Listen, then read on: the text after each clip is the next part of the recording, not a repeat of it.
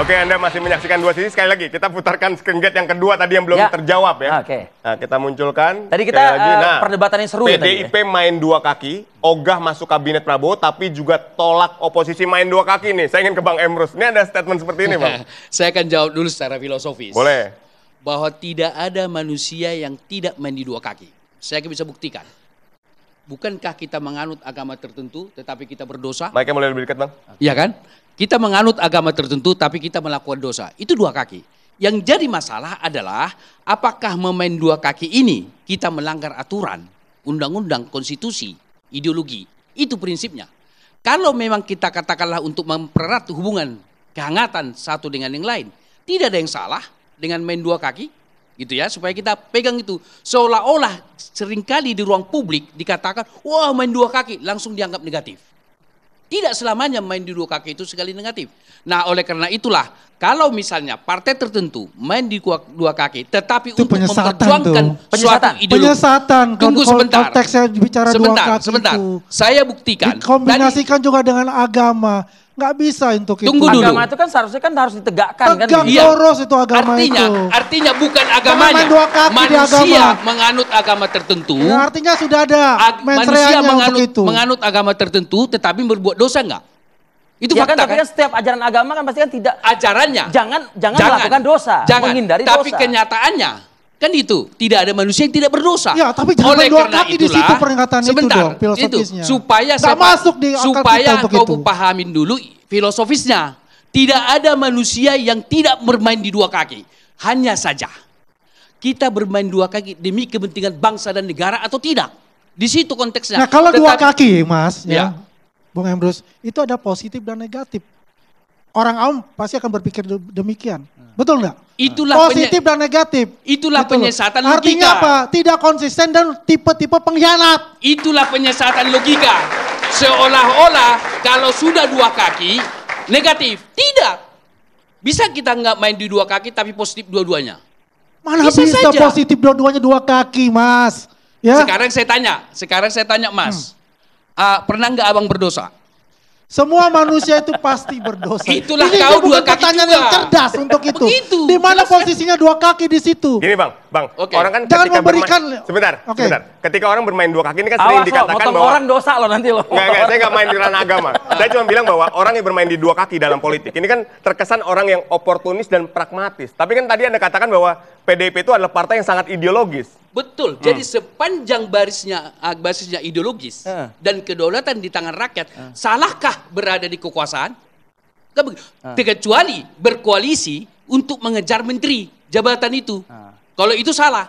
Tapi kalau memang untuk kepentingan bangsa dan negara, dia berada di luar kekuasaan baru kemudian berkoalisi nanti, asal untuk kesejahteraan rakyat, tapi tidak menabrak konstitusi dan kedaulatan di tangan rakyat. Jadi oleh karena itu saya katakan ada basis yang substansial, ada basis yang aksesoris, ada yang bisa ditransaksikan, ada yang harga mati. Oke, Seno. Gitu. Ya, jadi kalau saya luruskan ya, ini biar clear gini. Lurus nih. PDI Perjuangan ini nggak ada kita dari awal kita berdiri di dua kaki. Dalam konteks ya kesini oke, kesana oke, enggak ada. Pijakan kita itu cuma satu, di konstitusi. Nah, dalam konteks ini selalu ada kemungkinan dan peluang pemerintah itu punya blind spot. Dalam artian mungkin kalau nggak diingatkan mungkin akan condong ke arah yang non konstitusional, ke arah yang merugikan rakyat. Di setiap periode sejarah selalu ada kok peristiwa seperti itu. Nah, pijakan PDI Perjuangan itu kita mengambil prinsip sebagai partai ideologis yang berpijak di konstitusi. Bagaimana caranya kami mengambil posisi itu? Mengingatkan pemerintah kalau ada kesalahan, jika kami buru-buru bergabung dengan koalisi kekuasaan. Nggak bisa, Mas. Maka dalam posisi ini konsekuensinya adalah kami harus mengambil jarak yang objektif dan pijakan kami jelas. Tidak tergabung di dalam blok koalisi kekuasaan, nggak juga buru-buru mencap pemerintah pasti jelek. Karena berdiri kami di konstitusi. Itulah value yang Mas Seno, gini. Ketika kita berbicara soal akar rumput yang menyatakan kita jadi penyeimbang tadi.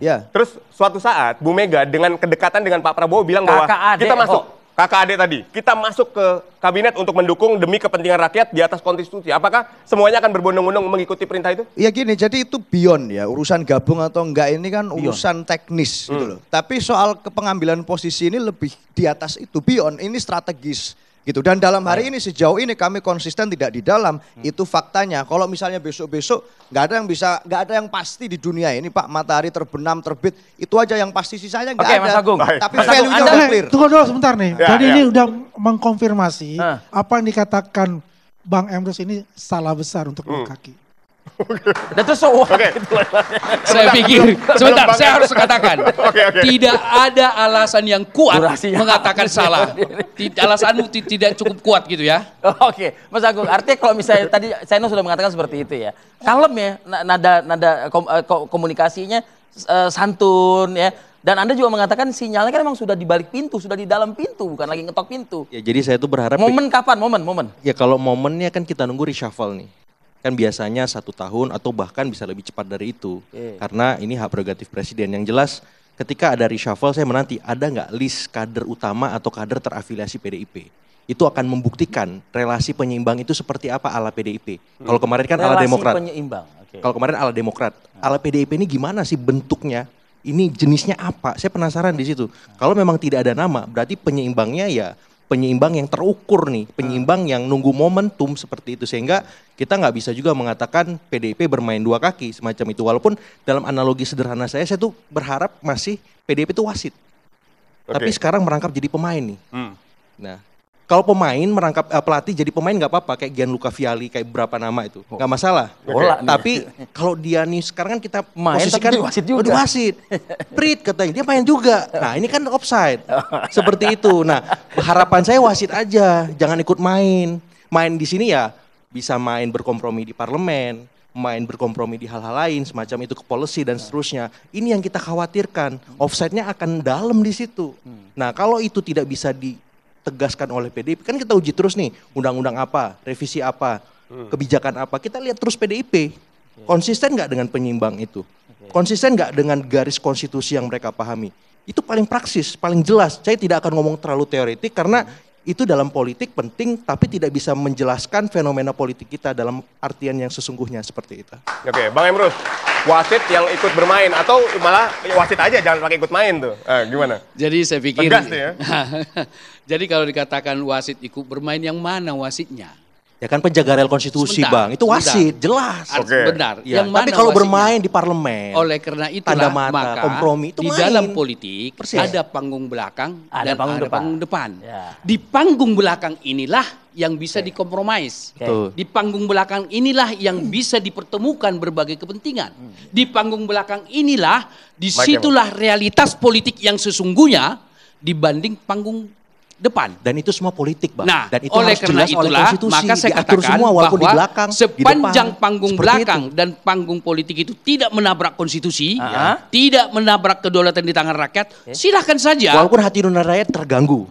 Ketika sesuai ideologi, tunggu sebentar. Ketika sesuai dengan ideologi, sesuai dengan kedaulatan jadinya Bang, itu kan ideologi Bang, relatif. Ketika sesuai dengan ideologi, sesuai dengan kedaulatan rakyat, pasti sesuai dengan Pasti itu nurani. nggak bisa, politik itu relatif Bang, nggak bisa, pasti nggak bisa. Kalau sudah sesuai dengan duit, pasti sesuai hati nurani. Baik, Mas Agung, Bang Emrus, apapun itu, yang jelas yang di sini yang kader adalah seorang Seno lah ya. Kita undang Mas Seno, Bang Emrus, Mas Agung juga Mas Andi untuk bergabung sama kita. Diskusi ini kayaknya seru ya. Betul sekali. Tapi betul politik itu ada panggung depan, ada panggung belakang Iya kan? Dan kalau layaknya program juga ada mulai, ada juga harus berakhir. Betul, dan ini sudah berakhir ya, Pi. Kita tidak bisa juga mengatakan seperti yang tadi dikatakan bahwa ada kepastian dalam politik karena sifat politik yang sangat relatif. Jadi hari ini sebagai penyeimbang tidak masuk ke dalam, berada di oposisi, tapi nggak menutup kemungkinan juga ya? Ya, tidak menutup. Tinggal tunggu waktu, kita tunggu waktu. Betul sekali. Oke, dan ini juga sekaligus menjadi akhir bersama kita di Dua Sisi pada malam hari ini. Akhir kata, saya Arif Fadil. Dan saya Aditya Nugroho, pamit undur diri, saksikan terus Dua Sisi setiap Kamis pukul 8 malam waktu Indonesia Barat. Sekian, dan terima kasih.